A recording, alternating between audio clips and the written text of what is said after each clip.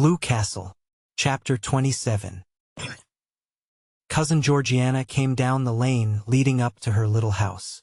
She lived half a mile out of Deerwood, and she wanted to go into Amelia's and find out if Doss had come home yet. Cousin Georgiana was anxious to see Doss. She had something very important to tell her.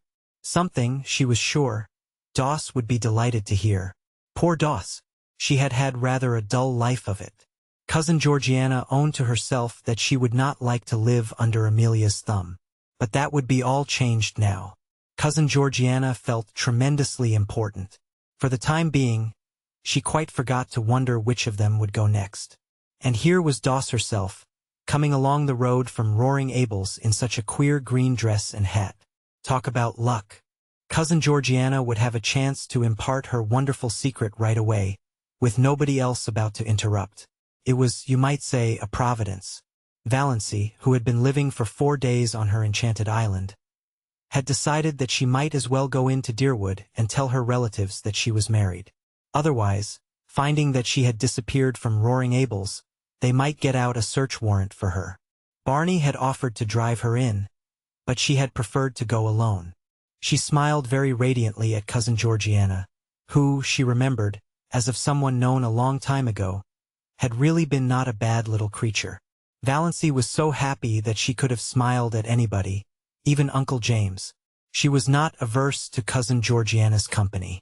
Already, since the houses along the road were becoming numerous, she was conscious that curious eyes were looking at her from every window. "I suppose you're going home, dear Doss?" said Cousin Georgiana as she shook hands, furtively eyeing Valency's dress and wondering if she had any petticoat on at all. "Sooner or later," said Valency cryptically. "Then I'll go along with you. I've been wanting to see you very especially, Doss dear. I've something quite wonderful to tell you." "Yes?" said Valency absently. What on earth was Cousin Georgiana looking so mysterious and important about? But did it matter? No. Nothing mattered but Barney and the Blue Castle up back in Mistawi's. "Who do you suppose called to see me the other day?" asked Cousin Georgiana archly. Valency couldn't guess. "Edward Beck." Cousin Georgiana lowered her voice almost to a whisper. "Edward Beck. Why the italics?" And was Cousin Georgiana blushing? "Who on earth is Edward Beck?" asked Valency indifferently. Cousin Georgiana stared. "Surely you remember Edward Beck," she said reproachfully. "He lives in that lovely house on the Port Lawrence Road, and he comes to our church regularly. You must remember him." "Oh, I think I do now," said Valency with an effort of memory. "He's that old man with a 1 on his forehead and dozens of children, who always sits in the pew by the door, isn't he?" "Not dozens of children, dear. Oh no, not dozens. Not even 1 dozen. Only 9. At least only 9 that count. The rest are dead. He isn't old, he's only about 48, the prime of life, Doss, and what does it matter about a 1? "Nothing, of course," agreed Valency quite sincerely. It certainly did not matter to her whether Edward Beck had a 1 or a dozen wens or no one at all. But Valency was getting vaguely suspicious. There was certainly an air of suppressed triumph about Cousin Georgiana. Could it be possible that Cousin Georgiana was thinking of marrying again? Marrying Edward Beck? Absurd.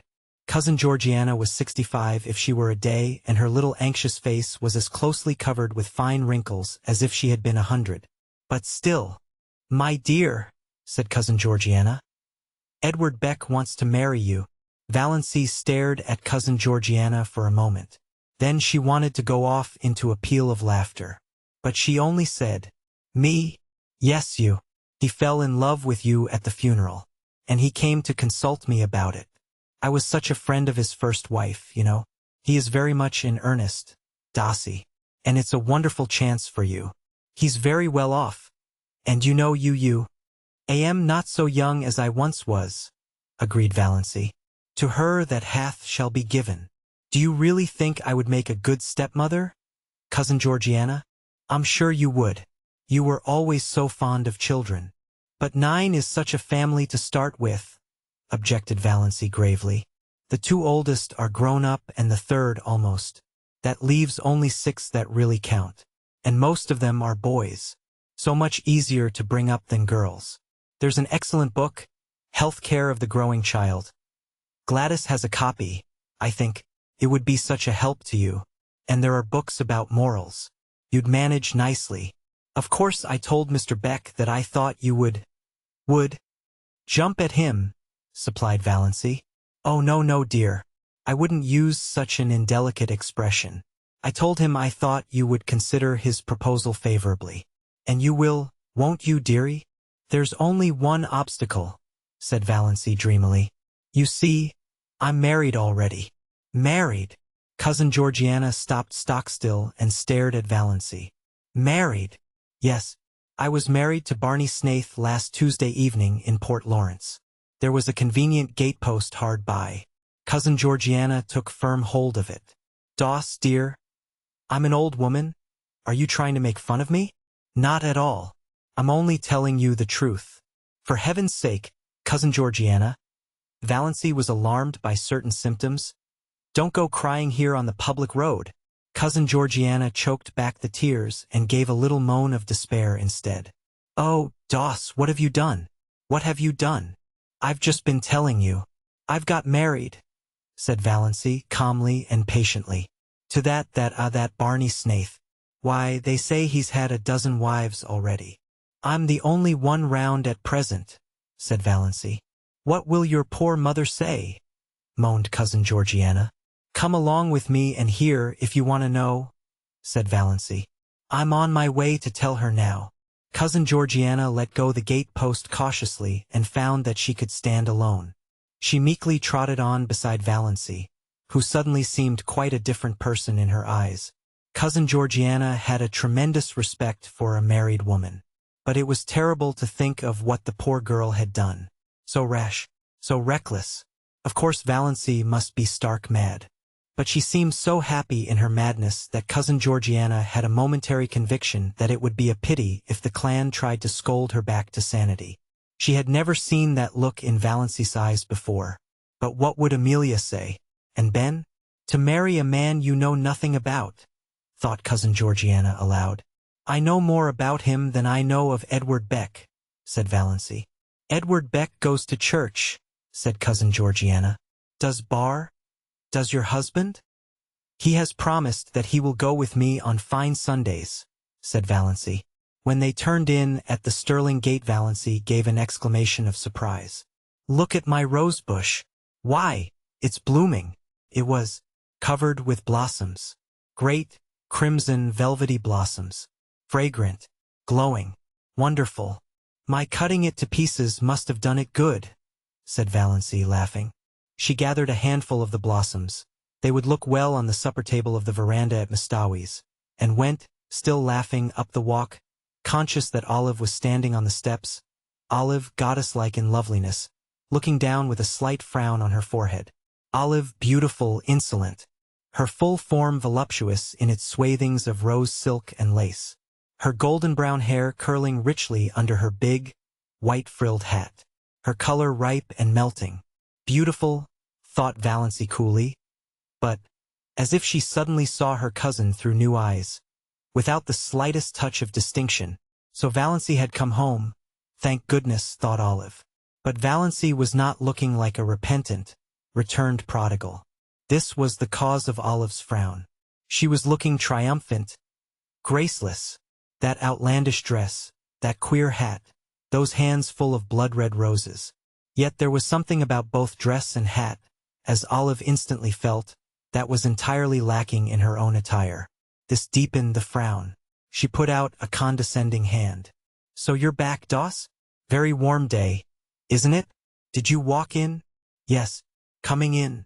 Oh no, I've just been in. I've come often to comfort poor Auntie. She's been so lonesome. I'm going to Mrs. Bartlett's tea. I have to help poor. She's giving it for her cousin from Toronto. Such a charming girl. You'd have loved meeting her, Doss. I think Mrs. Bartlett did send you a card. Perhaps you'll drop in later on. No, I don't think so, said Valancy indifferently. I'll have to be home to get Barney's supper. We're going for a moonlit canoe ride around Mistawi's tonight. Barney? Supper? Gasped Olive. What do you mean, Valency Sterling? Valency Snaith, by the grace of God. Valency flaunted her wedding ring in Olive's stricken face. Then she nimbly stepped past her and into the house. Cousin Georgiana followed. She would not miss a moment of the great scene, even though Olive did look as if she were going to faint. Olive did not faint. She went stupidly down the street to Mrs. Bartlett's. What did Doss mean? She couldn't have that ring. Oh, what fresh scandal was that wretched girl bringing on her defenseless family now? She should have been shut up long ago. Valency opened the sitting-room door and stepped unexpectedly right into a grim assemblage of Sterlings. They had not come together of malice prepense. Aunt Wellington and Cousin Gladys and Aunt Mildred and Cousin Sarah had just called in on their way home from a meeting of the Missionary Society. Uncle James had dropped in to give Amelia some information regarding a doubtful investment. Uncle Benjamin had called, apparently, to tell them it was a hot day and ask them what was the difference between a bee and a donkey. Cousin Stickles had been tactless enough to know the answer. One gets all the honey, the other all the wax. And Uncle Benjamin was in a bad humor. In all of their minds, unexpressed, was the idea of finding out if Valency had yet come home, and if not, what steps must be taken in the matter. Well, here was Valency at last, a poised, confident thing, not humble and deprecating as she should have been, and so oddly, improperly young-looking. She stood in the doorway and looked at them, Cousin Georgiana timorous, expectant, behind her. Valency was so happy she didn't hate her people anymore. She could even see a number of good qualities in them that she had never seen before, and she was sorry for them. Her pity made her quite gentle. "Well, Mother," she said pleasantly. "So you've come home at last," said Mrs. Frederick, getting out a handkerchief. She dared not be outraged, but she did not mean to be cheated of her tears. "Well, not exactly," said Valency. She threw her bomb. "I thought I ought to drop in and tell you I was married, last Tuesday night, to Barney Snaith." Uncle Benjamin bounced up and sat down again. "God bless my soul," he said dully. The rest seemed turned to stone, except Cousin Gladys, who turned faint. Aunt Mildred and Uncle Wellington had to help her out to the kitchen. "She would have to keep up the Victorian traditions," said Valency with a grin. She sat down, uninvited, on a chair. Cousin Stickles had begun to sob. "Is there one day in your life that you haven't cried?" asked Valency curiously. "Valency," said Uncle James, being the first to recover the power of utterance, "did you mean what you said just now?" "I did." "Do you mean to say that you have actually gone and married that notorious Barney Snaith, that criminal, that—" "I have." "Then," said Uncle James violently, "you are a shameless creature, lost to all sense of propriety and virtue, and I wash my hands entirely of you. I do not want ever to see your face again." "What have you left to say when I commit murder?" asked Valency. Uncle Benjamin again appealed to God to bless his soul. "That drunken outlaw, that—" A dangerous spark appeared in Valency's eyes. They might say what they liked to and of her, but they should not abuse Barney. "Say damn and you'll feel better," she suggested. "I can express my feelings without blasphemy. And I tell you have covered yourself with eternal disgrace and infamy by marrying that drunkard. You would be more endurable if you got drunk occasionally. Barney is not a drunkard." "He was seen drunk in Port Lawrence, pickled to the gills," said Uncle Benjamin. "If that is true, and I don't believe it, he had a good reason for it. Now I suggest that you all stop looking tragic and accept the situation. I'm married, you can't undo that. And I'm perfectly happy. I suppose we ought to be thankful he has really married her," said Cousin Sarah, by way of trying to look on the bright side. "If he really has," said Uncle James, who had just washed his hands of Valency. "Who married you?" "Mr. Towers of Port Lawrence." "By a Free Methodist," groaned Mrs. Frederick, as if to have been married by an imprisoned Methodist would have been a shade less disgraceful. It was the first thing she had said. Mrs. Frederick didn't know what to say. The whole thing was too horrible, too nightmarish. She was sure she must wake up soon. After all their bright hopes at the funeral. "It makes me think of those what-do-you-call-em-s," said Uncle Benjamin helplessly. Those yarns, you know, of fairies taking babies out of their cradles. Valancy could hardly be a changeling at 29, said Aunt Wellington satirically. She was the oddest-looking baby I ever saw, anyway, averred Uncle Benjamin. I said so at the time, you remember, Amelia? I said I had never seen such eyes in a human head. I'm glad I never had any children, said Cousin Sarah. If they don't break your heart in one way, they do it in another. Isn't it better to have your heart broken than to have it wither up? Queried Valancy. Before it could be broken, it must have felt something splendid. That would be worth the pain. Dippy, clean Dippy, muttered Uncle Benjamin with a vague, unsatisfactory feeling that somebody had said something like that before. Valancy, said Mrs. Frederick solemnly, do you ever pray to be forgiven for disobeying your mother? I should pray to be forgiven for obeying you so long, said Valancy stubbornly. But I don't pray about that at all. I just thank God every day for my happiness. I would rather, said Mrs. Frederick, beginning to cry rather belatedly, see you dead before me than listen to what you have told me today. Valancy looked at her mother and aunts, and wondered if they could ever have known anything of the real meaning of love. She felt sorrier for them than ever. They were so very pitiable, and they never suspected it. Barney Snaith is a scoundrel to have deluded you into marrying him, said Uncle James violently. Oh, I did the deluding. I asked him to marry me, said Valancy with a wicked smile. Have you no pride? Demanded Aunt Wellington. Lots of it. I am proud that I have achieved a husband by my own unaided efforts. Cousin Georgiana here wanted to help me to Edward Beck. Edward Beck is worth $20,000 and has the finest house between here and Port Lawrence, said Uncle Benjamin. That sounds very fine, said Valancy scornfully. But it isn't worth that, she snapped her fingers, compared to feeling Barney's arms around me and his cheek against mine. Oh, Doss, said Cousin Stickles. Cousin Sarah said, Oh, Doss. Aunt Wellington said, Valancy, you need not be indecent. Why, it surely isn't indecent to like to have your husband put his arm around you. I should think it would be indecent if you didn't. Why expect decency from her?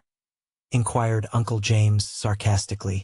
She has cut herself off from decency forevermore. She has made her bed.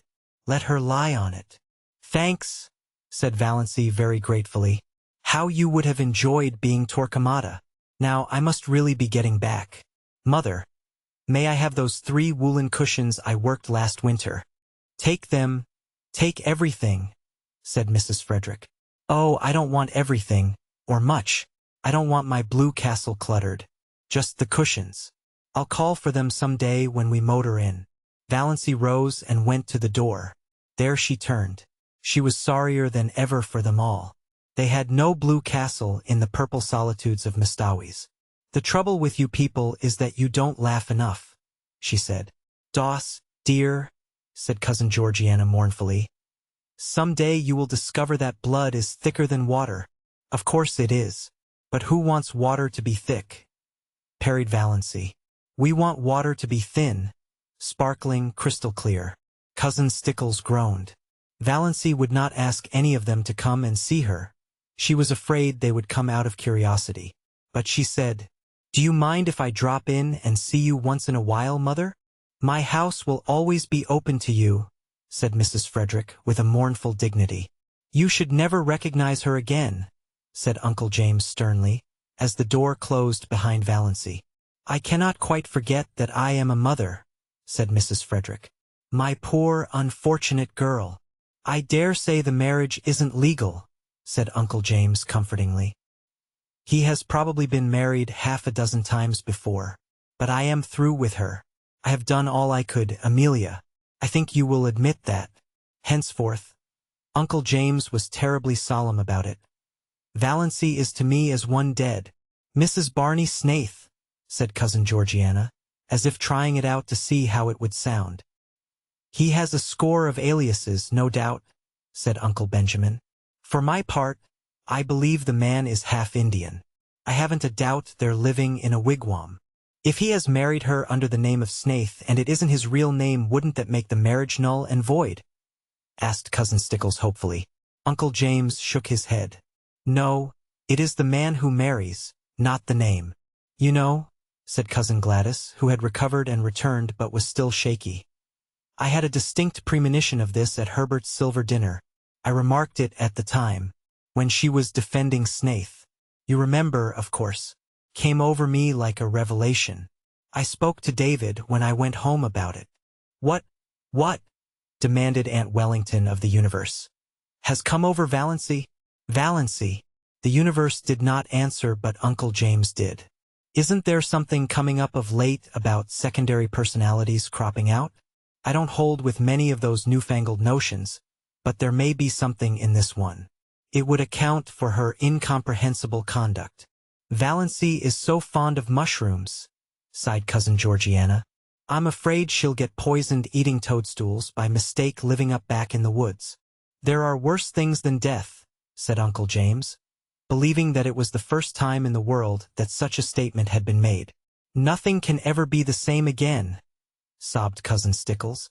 Valency, hurrying along the dusty road, back to cool Mastawis and her purple island, had forgotten all about them, just as she had forgotten that she might drop dead at any moment if she hurried.